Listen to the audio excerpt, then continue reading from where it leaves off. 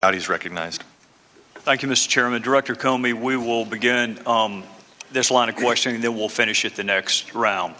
FISA and other similar related counterterrorism programs have been described even this morning as vital, critical, and indispensable to our national security. And many of us on both sides of the aisle believe FISA and similar counterterrorism programs prevent terrorist attacks and save American lives.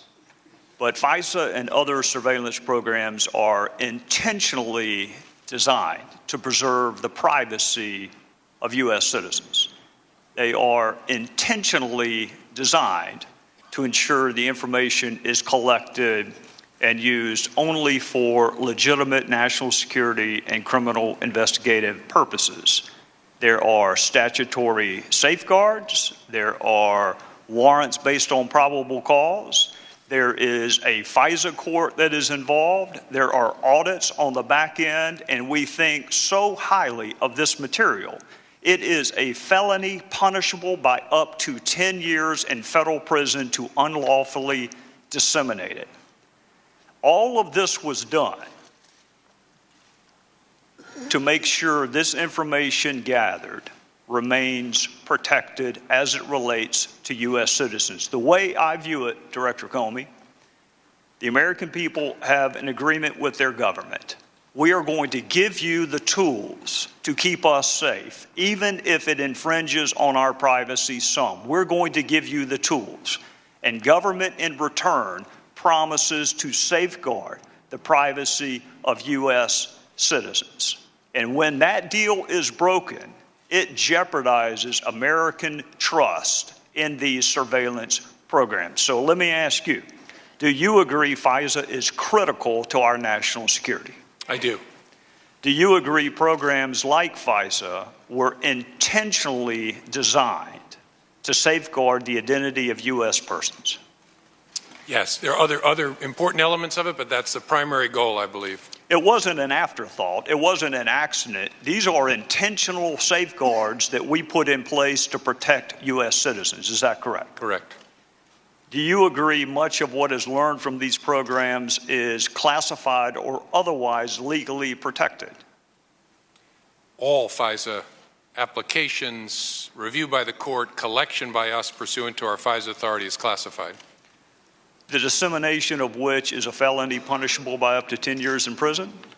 Sure, dissemination, unauthorized dissemination. Unauthorized dissemination of classified or otherwise legally protected material punishable by a felony up to 10 years in federal prison.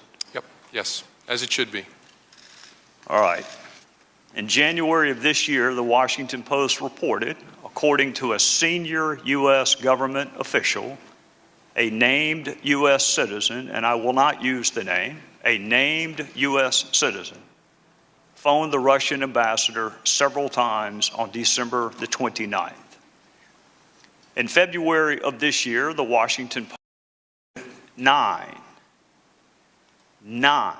current and former officials who were in senior positions at multiple agencies at the time of the call spoke on the condition of anonymity to discuss intelligence matters, and that officials began poring over intelligence reports, intercepted communications, and diplomatic cables.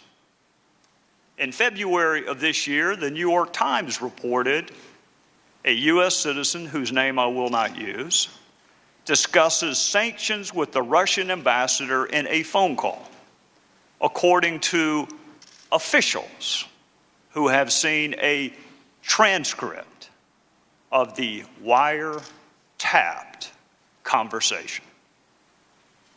And again in February of this year, the New York Times reported on a phone call involving a U.S. citizen, including significant discussions of phone records, intercepted calls, intercepted communications, and reported the NSA captured calls and then asked the FBI to collect as much information as possible. My time is up, so I will say this for this round. I thought it was against the law to disseminate classified information.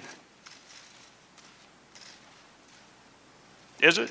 Oh, yes, sure, it's a serious crime. I'm not going to comment on those particular articles because I don't want to, in any circumstance, compound a criminal act by confirming that it was classified information. But in general, yes, it's a serious crime, and it should be, for the reasons you said. We'll take it back up next round, Mr. Chairman.